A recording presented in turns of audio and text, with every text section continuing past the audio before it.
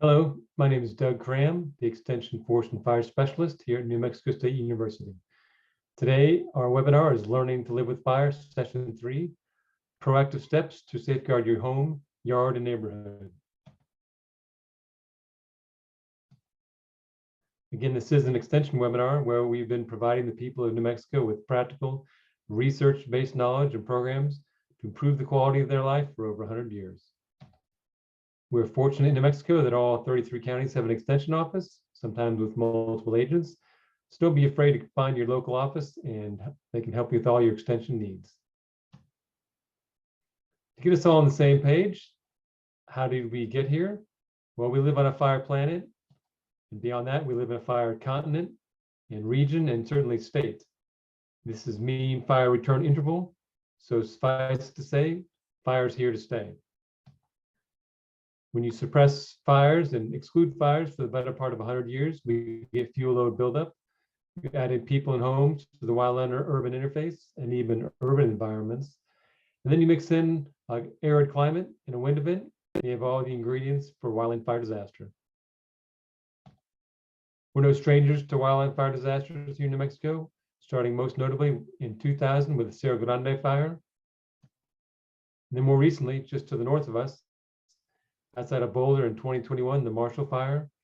While this isn't exactly a forest environment, it was a wildland urban interface fire that eventually transitioned into an urban area where we had home-to-home ignition. So the take-home message is, if you live in a forest, or wooded, or a grassland area, or an urban area, none of us are immune to the effects of wildland fire. Here's a list of some of the 10 most destructive wildfires in New Mexico history, as if we needed reminding. So to be prepared for wildfire, here's some proactive steps. Here's the vision we have. There's a wildland fire, and you've signed up for an emergency notification. So you get the call, it's time to evacuate. And based on last week's webinar, your home is insured, your photos and your papers are backed up. And based on today's webinar, your home is FireWise. So all you have to do is load up people, grab your phone and your prescription grab bag, and then as time permits, grab your pets, your pocketbook, PC, priceless items, which you've already identified, personal items, and you can go in an orderly fashion following your pre-identified escape routes. So again, today's webinar is if you live in this environment, learning how to make it look more like this. We seem to like triangles in fire. We have the fire triangle, heat, oxygen, and fuel. We have the fire behavior triangle, topography, weather, and fuel. And in this case, the home ignition triangle, flames, radiant heat, and embers, any of which can ignite your home. Another look. Direct flames is the easiest one to deal with. We just have to remove that vegetation. Radiant heat, if we remove the fuel and move it back far enough, we can remove that problem. Most difficult one is embers. You may remove the fuel and set it back far enough that you don't have direct flames or radiant heat, but there's still embers. Let's watch a video to see what that might look like.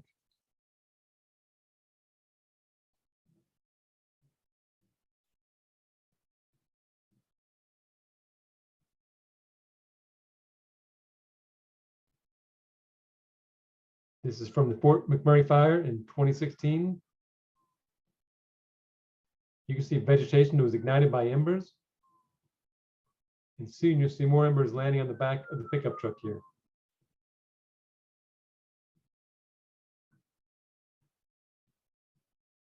I noticed this shrub right here on the corner here. And in the course of about 30 seconds, you see those flames get up to about 20 feet in length. And eventually this home was lost to this wildland fire.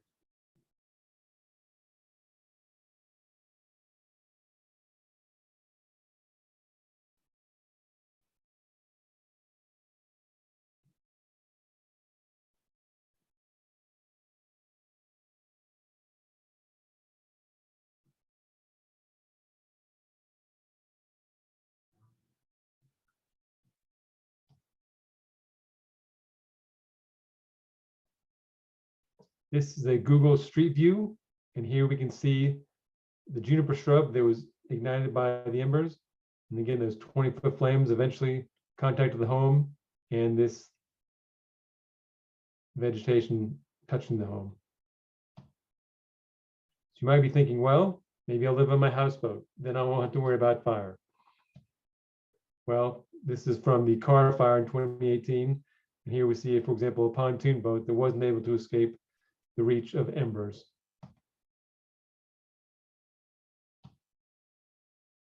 Tip of the hat to Walt in 1942. He got it right in his depiction of Bambi escaping a fire with his father. And here we see the embers falling. Again, it's not a wall of moving flames, but rather embers. So here we can see that not all is lost. One side burned and the other side did not. This is research from the Insurance Institute for Business and Home Safety. We'll be talking today about defensible space and fire-resistant materials. This is sort of a look at the 3 zones we'll be looking at: 0 to 5, 5 to 30, and 30 to 100 feet from the home.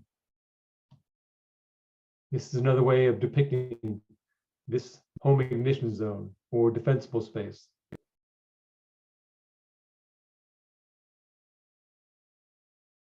Because this is extension and bringing science to bear. Here's from a paper from Cohen in 2000.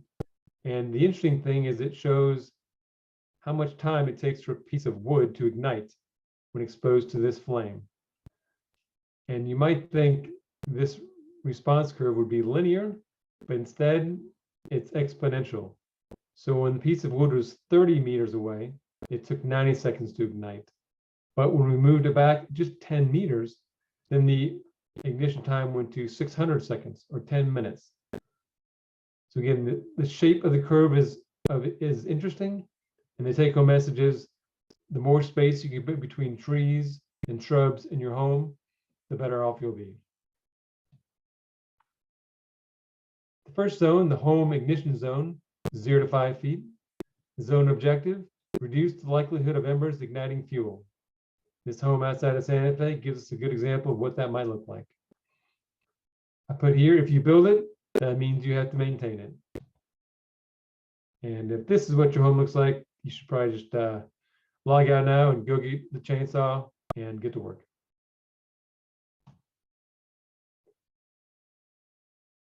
Principles in the 0 to 5 feet: install hard surfaces, concrete walkway or rock, herbaceous plants only, and few of those, no trees, no shrubs, and so forth.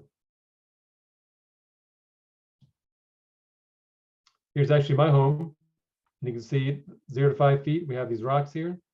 I like this 1 to 1.5 inch gravel. When the leaves fall on it and you hit it with a leaf blower, the leaves go away and the rocks stay in place. These rocks here tend to blow away when you hit them with a leaf blower. The intermediate zone, 5 to 30 feet. The objective here: create and maintain landscape that will not transmit fire and heat to the house. You can read some of these bullet points.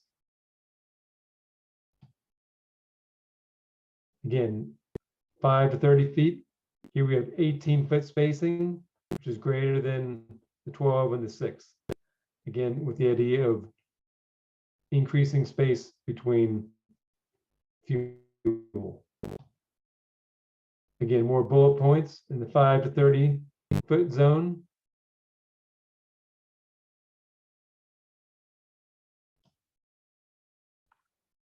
Here's a good look at what that might look like. You can see hard surface around the home. Trees pushed back, thin between trees. This home is prepared for wildland fire. Another look at a different home.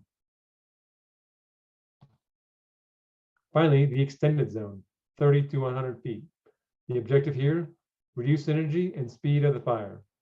How do you do that? With tree and brush spacing. And this should force the fire to the surface and flame length should decrease. Again, 60 to 100 feet. In this case, the trees can be a little closer together than they are here. One thing to note, if you live on a slope or a hill, in both these figures, the wind is blowing 50 miles an hour. But if you don't thin the vegetation enough, then it creates radiant heat, flames, and of course embers that may ignite this home. So again, if you can reduce the spacing on your vegetation, and also if you can set back the house, you'll be in better shape.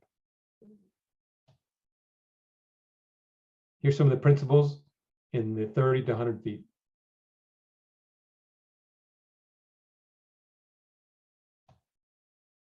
And this is what that might look like.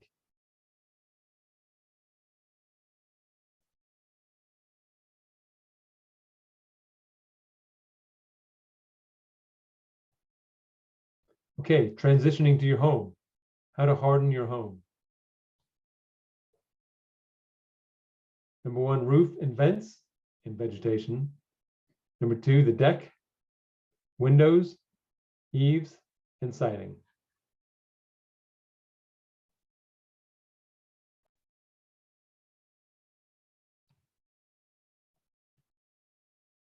Here's a great resource for you.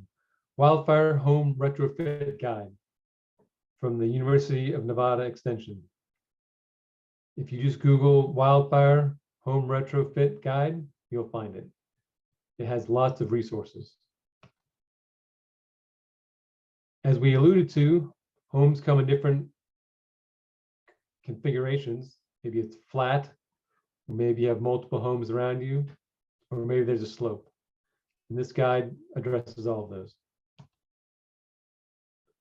Now I have this slide in here to remind me that there's a lot that goes into hardening your home. In fact, it can be a bit overwhelming, sort of overload. And so that's why we won't cover in great detail all the finer points of hardening your home. But again, if you find the publication, the details are in there. So hardening your home, roof, rain gutters, vents, deck, windows, siding, patio cover, chimney, garage, fences, driveway, address. You get the idea. Now in the Wildfire Home Retro Guide, here's a few tips that I found most helpful. Again, start with the roof. It's the most vulnerable part of the house. Make sure it's a Class A roof rating, the metal drip edge, clean out the rain gutters. And here, this little tip here is put a piece of metal flashing 6 inches in width where you have a transition between roof and siding. Another Achilles heel of metal roofs are these gaps. Make sure you fill those in so embers can't get in there. Vents. Create openings for embers. Cover those vents with 1/8 inch or even 1/16 inch mesh. Eaves can trap heat and allow embers to enter the home. If you have these open vents, these open soffits, you can box them in.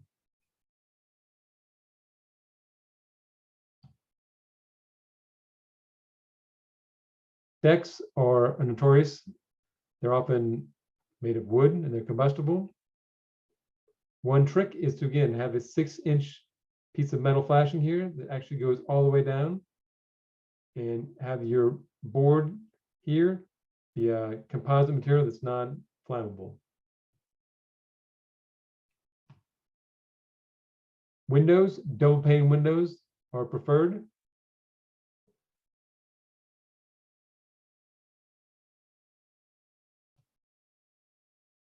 And here we see siding. If you have that 0 to 5 feet with no combustible material, and then that first 6 inches of the board be some sort of a concrete board or something that's non-flammable, then that will help reduce fire transitioning from the surface to the siding. Sometimes we've seen fire burn the gate and it burns all the way up to the house. A relatively simple way to fix that is to have a metal gate or non-combustible material right up against the house.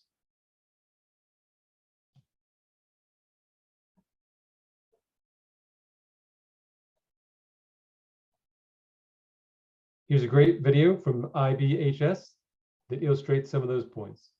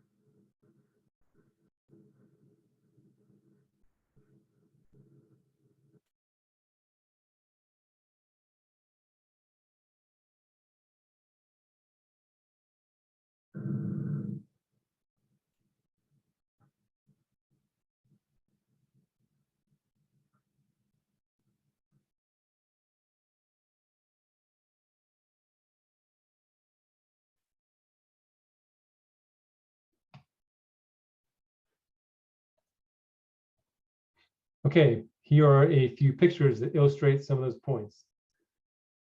You'll notice in this house, the embers probably got in through vents and it is basically burning from the inside out.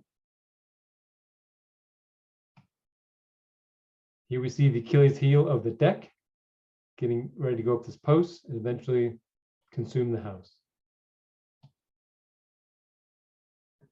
Here's another deck that was caught in time, but again, getting ready to transmit fire to the house.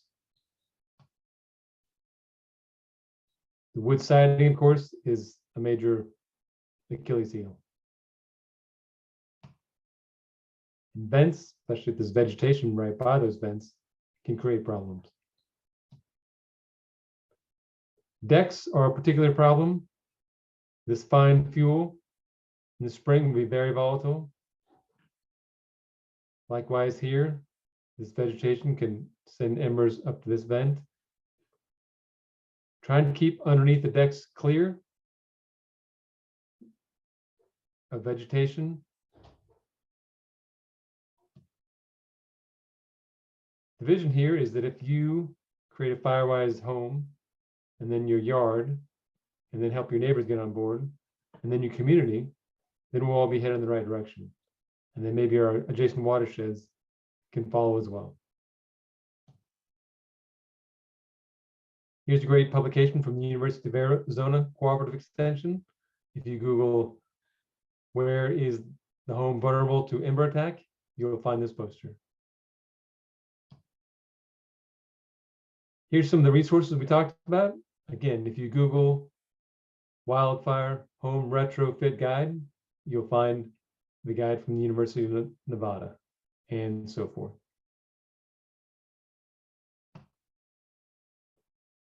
Our magnets are available at the Cooperative Extension Office here in New Mexico. Check out our website for additional resources. Our friends at Fire Adapts New Mexico Learning Network. And our next webinar will be Wildfire, Preparing the Ranch and the Farm. Feel free to call or email me with your questions and comments.